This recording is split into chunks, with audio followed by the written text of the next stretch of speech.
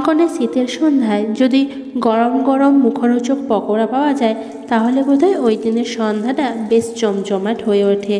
বন্ধুরা, আজ আমি আপনাদের সাথে এরকম গরম গরম একটা পকোড়া রেসিপি নিয়ে চলে এসেছি। আজ দেখাবো বাড়িতে কত সহজে লঙ্কার পকোড়া বানাবেন, তাও একদম দোকানের মতো। তবে যে বাচ্চাগুলো লঙ্কা দেখলে ভয় পায় তারা এই লঙ্কার পকোড়া একটা খেলে আবারও একটা খেতে চাইবে। এই লঙ্কার পকোড়া আপনারা বাড়িতে খুব সহজে বানিয়ে ফেলতে পারবেন।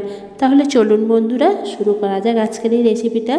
হরে কৃষ্ণ বন্ধুরা, কৃষ্ণপ্রেমী পরিবারের আবারও একটা নতুন পর্বে আপনাদের সকলকে স্বাগত জানাই। আশা করি জগন্নাথের কৃপায় আপনারা সবাই ভালো আছেন। তো আজ আপনাদের সাথে এই লঙ্কার পকোড়াই শেয়ার করতে চলে এসেছি। তো প্রথমেই এখন আমি রান্নাঘরে চলে এলাম।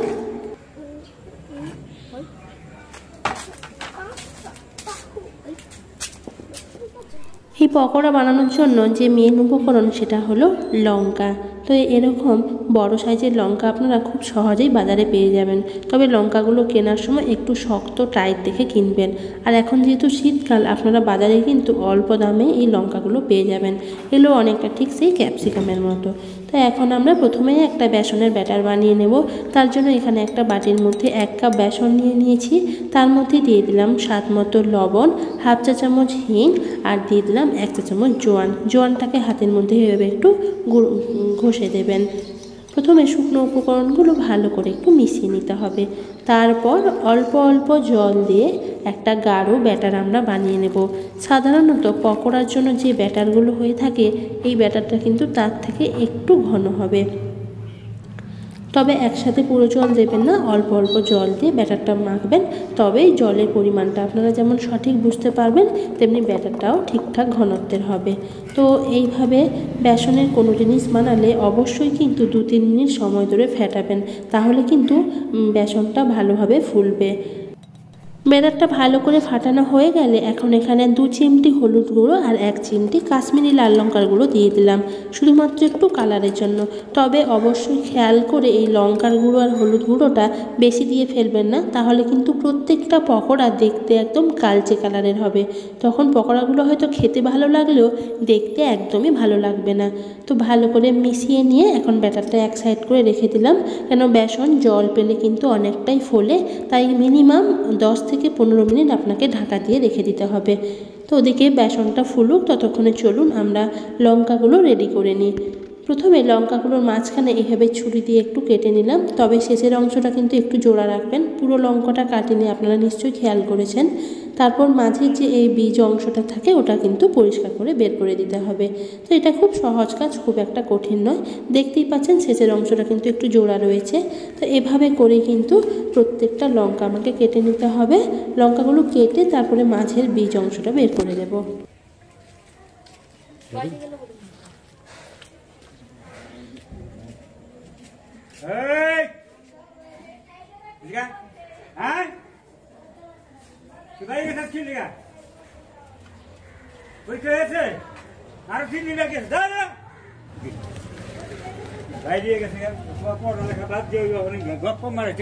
বাড়ির কাউকে কিছু না জানিয়ে ধ্রুব চলে গেছে বন্ধুদের সাথে খেলা করতে। এই কারণেই জেঠু এত বকাবকি করছে, কারণ এখনও বাবুর 3 দিনের এক্সাম বাকি রয়েছে। বাচ্চারা বোধহয় এরমই হয়, পড়াশোনা ছাড়া আর কি করতে হবে বলুন, সব কিছু করবে, শুধু পড়াশোনা বাদে। আসলে বাচ্চারা যদি এরকম দুষ্টুমি না করে তাহলে বোধহয় বাড়িটা বেশ বাড়ি মনে হয় না, মনে হয় যেন বাড়িতে মানুষগুলোই নেই। তো যাই হোক, কথা বলতে বলতে বন্ধুরা লঙ্কাগুলো ভালো করে কেটে পরিষ্কার জলে ধুয়ে নিলাম। এখন চলুন এই লঙ্কার পকোড়ার জন্য একটা স্পেশাল মশলা বানিয়ে নিই। প্রথমেই এখানে উনুন ধরিয়ে উনুনে কড়াই বসালাম। প্রথমে দিয়ে দিচ্ছি এখানে 1 চামচ মতো গোটা জিরে, এরপর দিয়ে দিচ্ছি 1 চামচ গোটা ধনে, কয়েকটা গোলমরিচ, আর একটা শুকনো লঙ্কা, আর 1 চামচ মতো মৌরি। এখন এগুলোকে শুকনো খোলায় একটু ভেজে নিয়ে তারপরে গুঁড়ো করে নিতে হবে। তবে মশলা কিন্তু গরম অবস্থাতে গুঁড়ো করবেন না, তাহলে ওতে গন্ধটা থাকে ওটা যেমন নষ্ট হয়ে যায়, তেমনি কিন্তু মশলার একটা তেতো ভাব চলে আসে। মশলাটা আমার ভাজা হয়ে গেছে, এখন ঠান্ডা হয়ে গেলে তারপরে গুঁড়ো করে নেব। এই লঙ্কার পকোড়ার জন্য এখন আমরা আলুর পুরটা বানিয়ে নেব। তার জন্য কড়াইয়ের মধ্যে 1 টেবিল চামচ পরিমাণ সাদা তেল দিলাম। তেলটা গরম হলে একটুখানি গোটা জিরে, একটুখানি হিং, একটু আদা গ্রেট করে দিলাম আর কয়েকটা কাঁচা লঙ্কা কুচি দিলাম। আদাটাকে হালকা করে ভেজে নিতে হবে, তবে পুড়িয়ে ফেললে হবে না। যতক্ষণ না আদার কাঁচা গন্ধটা যাচ্ছে ততক্ষণ আদাটা আমরা ভেজে নেব। আদার কাঁচা গন্ধটা চলে গেলে এখন এই তেলের মধ্যে দিয়ে দিচ্ছি ভেজে গুঁড়ো করে রাখা গোটা মশলাটা। এখানে 2 চামচ মতো দিলাম। তেলের মধ্যে এই গুঁড়ো মশলাটা দেওয়ার কারণে খুব সুন্দর একটা গন্ধ বেরোয়। তবে এই সময় কিন্তু আঁচটা লো আঁচেই রাখবেন, নাহলে মশলাটা পুড়ে যেতে পারে। এখন এখানে দিয়ে দিলাম 1/2 চামচ মতো হলুদ গুঁড়ো আর 1/2 চামচ কাশ্মীরি লাল লঙ্কার গুঁড়ো। মশলাগুলো আবারও ভালো করে একসাথে মিশিয়ে নিয়ে যখন মশলার থেকে তেল ছেড়ে আসবে তখন এখানে দিয়ে দিতে হবে আলু। এখানে কয়েকটা আলু আমি আগে থেকেই সেদ্ধ করে রেখেছিলাম। আলুগুলো কোনো গ্রেটারের সাহায্যে একটু গ্রেট করে দেওয়া যায়, বা আমার মতো হাতে এইভাবে একটু ছোটো ছোটো টুকরো করেও দিতে পারেন। সব আলুগুলো দেওয়া হয়ে গেলে ভালো করে আলুর সাথে মশলাটা মিশিয়ে নিতে হবে।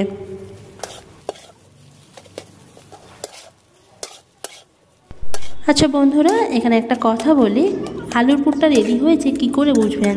যখন দেখবেন আলুগুলো এইভাবে কড়াই থেকে ছেড়ে আসছে, কড়াইতে আর লেগে যাচ্ছে না, তখনই বুঝতে পারবেন যে আলুর পুরটা রেডি হয়েছে। সবার শেষে নামানোর আগে 1/2 চামচ মতো আমচুর পাউডার আর একটুখানি ধনেপাতা কুচি ছড়িয়ে দিলাম। তো আপনাদের কাছে যদি আমচুর পাউডার না থাকে সেখানে চাট মশলা দিতে পারেন, কিংবা 1/2 পাতিলেবুর রস দিলেও হবে।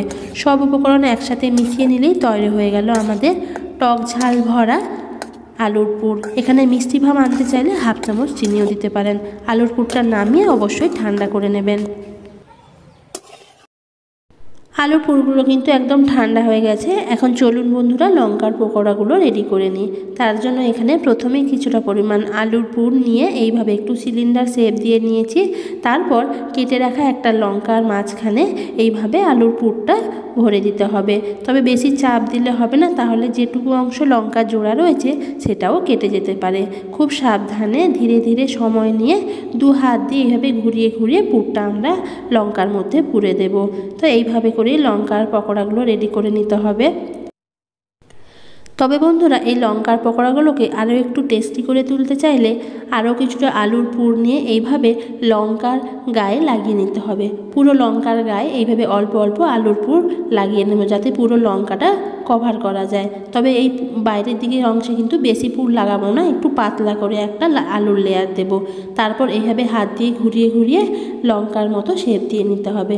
তো বন্ধুরা, বাইরে থেকে কিন্তু কেউ দেখলেই বুঝতে পারবে না যে এটা লঙ্কার পকোড়া। তো এইভাবে 2 রকম ধরনের পকোড়া আমরা রেডি করে নিলাম। এখন এগুলোকে ভেজে নেওয়ার পালা। তো এখন চলুন বন্ধুরা, এখন পকোড়াগুলো ভেজে নিই। তো এদিকে কিন্তু ব্যাটারটা আমার প্রায় অনেকটাই ফুলে গেছে। এতক্ষণ 10 থেকে 15 মিনিটের জায়গায় প্রায় অনেকক্ষণই কিন্তু বেসনটা আমরা রেস্টে রেখেছিলাম। এখন এদিকে তেলটা গরম করে নিয়েছি পকোড়া ভাজার জন্য। এই গরম তেল থেকে 1 চামচ পরিমাণ তেল আমরা ব্যাটারের মধ্যে দিয়ে দিলাম। এই গরম তেল দেওয়ার কারণে ব্যাটারটা কিন্তু আরও অনেকটা বেশি ফ্লাপি হবে, এর ফলে পকোড়াগুলোও কিন্তু অনেকটা বেশি ফুলবে। গরম তেল দিতে না চাইলে আপনারা এখানে 2 চিমটি মতো বেকিং সোডাও দিতে পারেন, যেটা আমরা খাওয়ার সোডা বলে থাকি। তো ভালো করে তেলটা দিয়ে ব্যাটারটা আবারও ভালো করে ফেটিয়ে নিয়েছি। এখন একটা পকোড়া নিয়ে এইভাবে ব্যাটারের মধ্যে দিয়ে ভালো করে ব্যাটারটা পকোড়ার গায়ে লাগিয়ে নিতে হবে। তারপর পকোড়াগুলোকে এইভাবে তেলের মধ্যে ছেড়ে দিতে হবে। আর এই সময় কিন্তু অবশ্যই তেলটা মিডিয়াম টু হাই আঁচে রাখবেন। লো আঁচে রাখলে পরে কি হয়, পকোড়ার মধ্যে বেশি পরিমাণ তেল ঢোকে, এর ফলে প্রত্যেকটা পকোড়া একদম তেল চিপচিপে হয়ে যায়। এরকম মিডিয়াম আঁচে রেখে পকোড়াগুলো ভেজে নিতে হবে। তাহলে বন্ধুরা, বুঝতেই পারলেন লঙ্কার পকোড়া বানানো ঠিক কতটা সহজ। এই শীতের সন্ধ্যায় যদি এরকম গরম গরম পকোড়া পাওয়া যায় তাহলে বেশ সবারই খুব ভালো লাগে, আর মন ভরে সবাই আনন্দ করে খায়। বিশেষ করে যে বাচ্চাগুলো লঙ্কা দেখলে ভয়ে ছুটে বেড়ায়, তারা কিন্তু এরকম লঙ্কার পকোড়া একটা খেলে আবারও দেখবেন আর একটা চেয়ে খাচ্ছে। আমার ধ্রুবসোনার কথা যদি বলি, তাকে তো বানানো দিতে প্রথমেই তো ভয় পেয়েছিল, বাবা লঙ্কা ঝাল হবে। তারপর যেই একটা ভালো লেগেছে অমনি বলছে পিপি আর একটা দাও। যাই হোক বন্ধুরা, আপনারাও এইভাবে বানান, আর বানিয়ে প্রথমে গোবিন্দের চরণে নিবেদন করবেন, তারপরে সবাই মিলে প্রসাদ পাবেন। সবার শেষে একটুখানি টমেটো কেচাপের সাথে যদি এই পকোড়াগুলো একটু সার্ভ করেন তাহলে দেখতে পাবেন পকোড়াগুলো আরও বেশি খেতে ভালো লাগছে। তো বন্ধুরা, আজকের এই রেসিপিটা কেমন লাগলো অবশ্যই কমেন্ট করে জানাবেন। আর যদি ভালো লাগে তাহলে অবশ্যই লাইক, শেয়ার অ্যান্ড সাবস্ক্রাইব করতে ভুলবেন না। তো সবাই ভালো থাকুন, সুস্থ থাকুন, দেখা হচ্ছে পরের দিন আবার নতুন কোনো প্রসাদের রেসিপি নিয়ে। আজকের মতো এই অবধি, টাটা, হরে কৃষ্ণা।